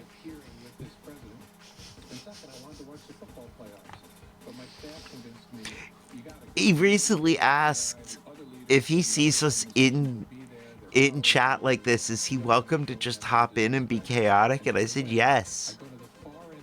Always. Always. What is this? I don't know. Immigrant with family ties to White House Press Secretary Caroline Leavitt is detained by ICE. Oh. Yes. The previous conversation brought to mind, oh yeah, that happened too. Massachusetts woman who was once engaged to the brother of White House Press Secretary Caroline Leavitt remains in ICE custody 2 weeks after being arrested on her way to pick up the son she shares with her former fiancé. Yep. Oh. Now, is this a good thing? No. No. Also, that's a stretch of who was once engaged to the brother. But she's still the mother of her nephew. I mean, okay. That's still a family member. I mean, yes, it is a family member.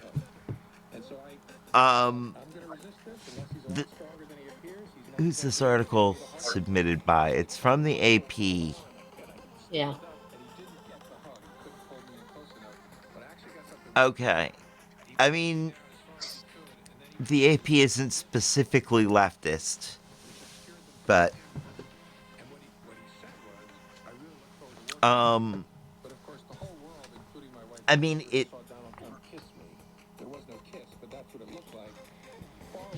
it looks bad. It looks But also, a lot of the people on that side, Mm-hmm. part of their rage is based on similar circumstances. Similar, like, oh, this, I hate this group of people because this family member is involved with this group. Is involved, Mm-hmm. not with this group, but involved with this person. Yes. And so that, now I'm not saying all racism, all individual racism is based on that. But I'm saying that there is, I'm sure, a lot of stories within the population of racists that it's hard for me to say population of racists without chuckling. That Yeah. have that story in there somewhere. So it doesn't, I don't think it'll damage her. I mean, just on an initial blush. I don't feel the need to dig in too deeply. Yeah. And I feel Well, bad for everybody who, basically everybody involved who isn't her. Children most of all. Yeah. Huh? Yeah. The most, for me, the most interesting thing is that Levitt Oh, sorry, and folks. family members are saying the same kind of thing everybody else has been saying, which is, I don't know why they arrested her. She's not a violent criminal. Yeah. I wonder if that question is starting to answer itself in their minds. If they're starting to go, this cognitive dissonance isn't holding. Yeah. I really wonder if at some point they're going, this is just not, I'm not seeing this anymore. Yeah. Maybe, maybe not. She's the press secretary, so she has swallowed more of the Kool-Aid than some of the others. Oh, I think it's also not about swallowing the Kool-Aid for people at her level. True. I think the only Kool-Aid she's swallowed is that she's able to overcome the last barrier, and that's the fact that she's a woman. She's not a man. So at some point, something will get her. Yeah. But it's not going to be this. No. And it should not be this, because this was a... I don't No. know, man. I wouldn't mind whatever takes her down.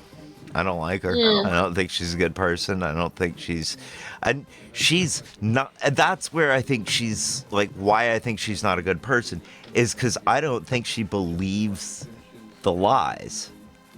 I think she's in it for the grift. I have nothing to back this up other than vibes. But I would be willing to put money on that if looked into. Yeah. If you looked into her, she's making 65 cents on the dollar for what the men are making in the same grift. 72 cents. Oh, no. Not in the right-wing grift. Okay, fair. That's why I'm laughing about it. Okay, fair. Of course she's not making 72 cents on the dollar. You think they pay her fair wages? No.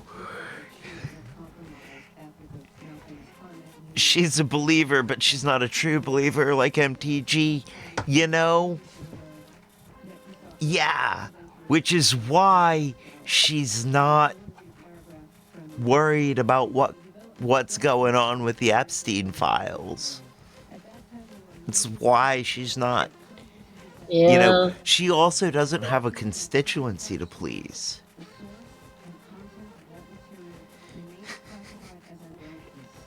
You know? There's nothing for her to get disillusioned about.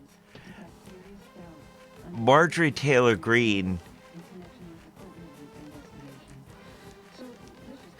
she'll never try to force Trump to be beholden to his own statements and morals and constructs. That's why MTG flamed out. Exactly. That's the problem with true believers. If they really believe, then when you don't live up to those exceptionally high standards, Yeah. she didn't know the game. Right. Right. Like, and that was, I have to imagine her foundations are crumbling right now. Her foundations of faith are crumbling. Oh, yeah. That's why cults never have true believers in the top levels. True. Very true. You say you won't have a position in the government, Kat, What? but do you truly believe that? I truly believe I will run out the door and hide under a rock and not let you find me. Doesn't mean you won't have a position. Doesn't mean I'll show up for it. I can't afford to have true believers in the highest levels. I truly believe I'm not going to have that position, so you don't want me there.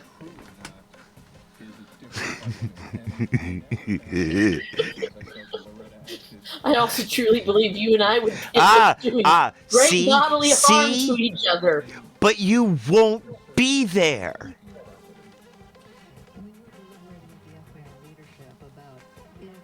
If you get the position, you'll leave. I don't want a true believer in the position, so I don't want you there. You won't be there, but you'll be in the position.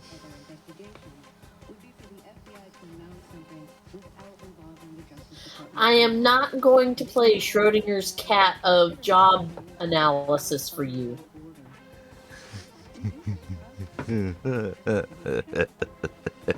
You say that.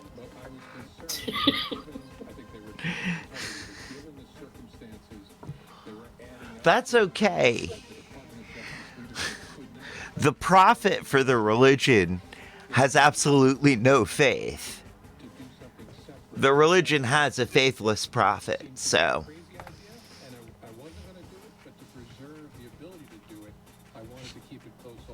I'm not the prophet either.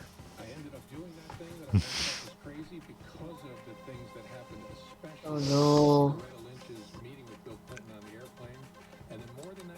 I don't know why I'm just blindly I've been involved in a number of cults, both as a leader and a follower. You have more fun as a follower, but you make more money as a leader.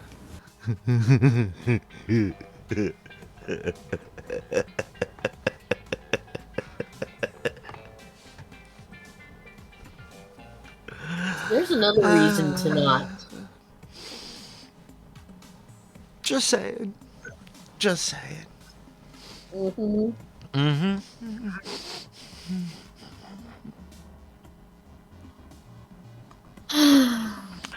So yes, Yes. we have run through our news stories. We have, and we have even gotten to the end for, we're over 2 hours.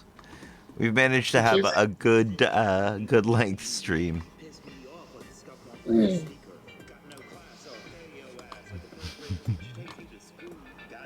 I was worried that we were gonna not have enough to go on. We were gonna run short today, but we did not. if we had run short, then there was the backup plan of trying out the video game. Video game? Which at some point, Dungeon Oh, Box. yeah, that's right. Oh, that's a... I think we should do that as a special event. We could do that one night when I'm actually awake enough to do it. Mm-hmm. Probably, okay, so like early Why don't we on save... early on in the new year, when everything Well, I was has gonna sort say- of wound down. You're gonna do your solstice stream, right? Oh, yeah, we could definitely do it on Solstice. Yeah. I would say probably for the solstice stream, depending on how early I have to be up. That's fair. All right. But we could probably do that. That'll tie up a little bit of time. Yeah. Well, that sounds fun. And All then, right. then I'll figure out how to download another 24-hour solstice stream off of Twitch. No. I don't think you'll have to. I'll figure out how to. I'll remember to record it.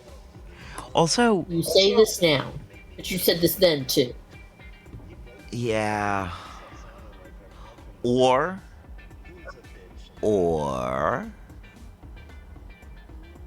I could try to multi-stream. So that it's on YouTube as well? Yep. Whole thing streamed live. Then it would be on YouTube as is. Yep. The one big thing with YouTube is it doesn't like having streams go over a certain amount of time. So you'd have to stop and then start again.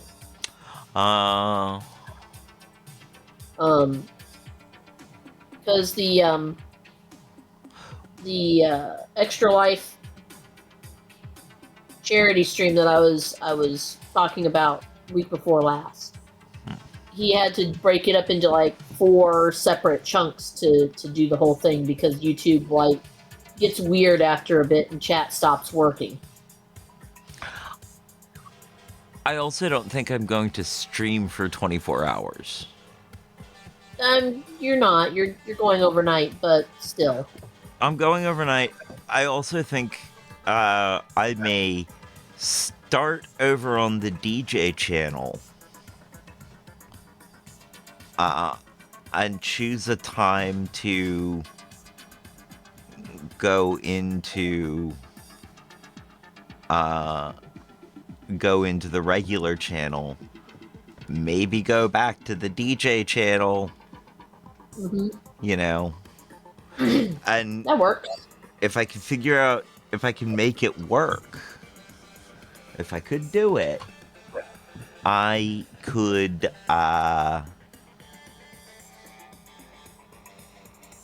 raid from one to the other. Yeah, you should be able to raid from one to the other.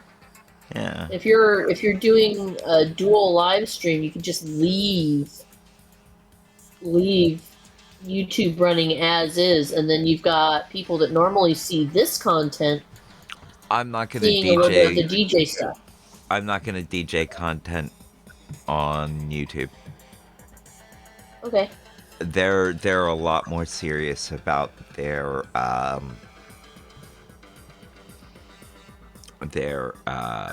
copyright stuff.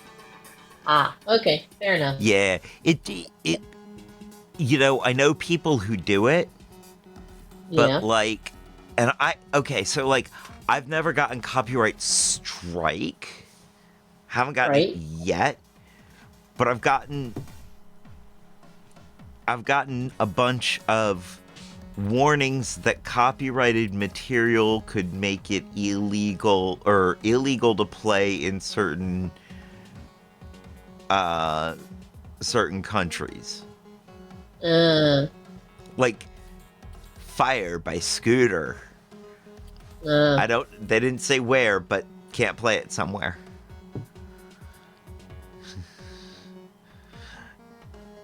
So like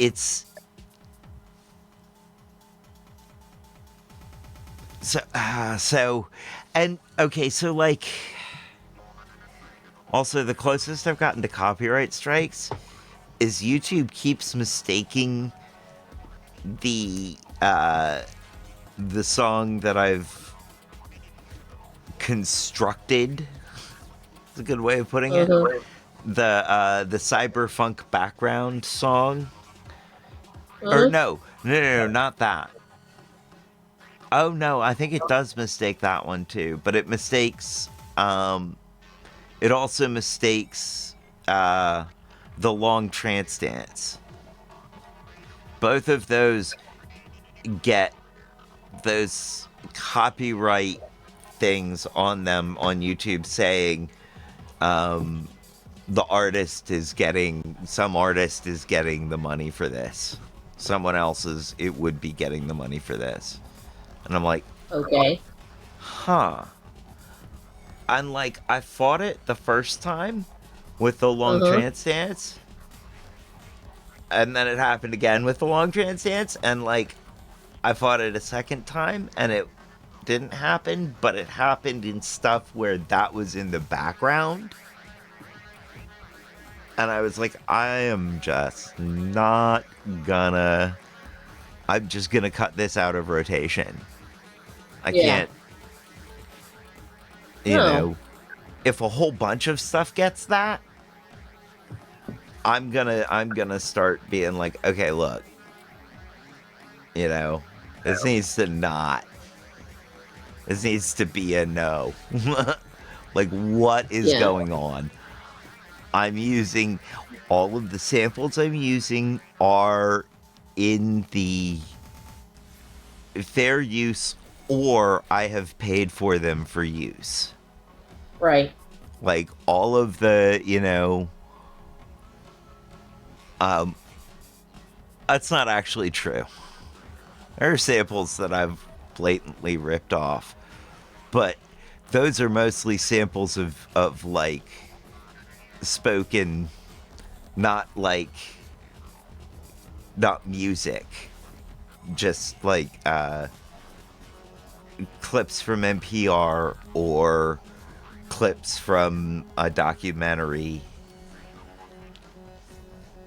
but none of it is musically, I mean, I can't say I haven't been heavily influenced by people, but as far as I know, all of my ideas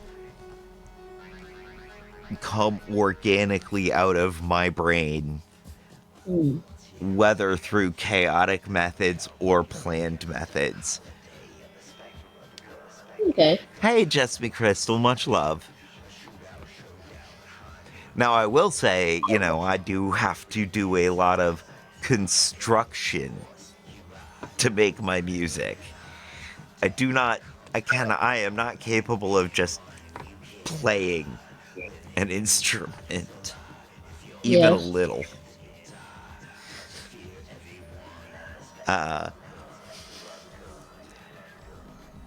My rhythm wanders more than a gray wizard with a long pipe. And a couple of hobbits in tow. And a couple of hobbits. I mean, I can't keep a beat to save my life. I can't keep a beat with handcuffs. I'm not saying nothing. Oh, what? Do you have one better? No. Mom's old one was that she couldn't carry a tune in a bucket if it was super glued and taped shut. Ha! Love it. Yeah. I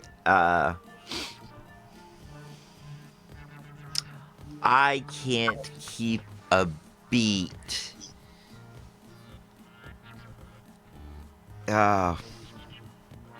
Nope. That last one was the best I got off the top of my head. Yep.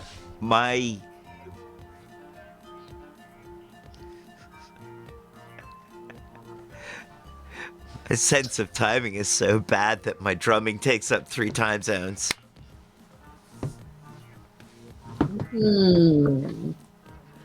Okay, I'll take that one. I like that one. Well, Yes. we've reached Now- almost 2.5 hours. I will say, I did manage to actually, without sync and by ear, beat match. Successfully beat match on my tiny toy DJ gear. I did manually manage to keep 2 beats in sync that were off time from each other, but I could get there, and I did manually while, without the sync function. I managed to do that once. I'm pretty proud of that. But You should be. yeah, shows growth. Now, it also lets you know that I am not a great DJ. I am a lot of fun. I have a lot of fun, at least. But I'm not wildly great.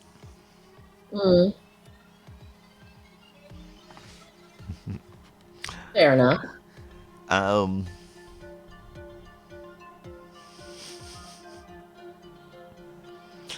And because I am an absolute, because I really do hate self-promotion, we're gonna move on without posting a link.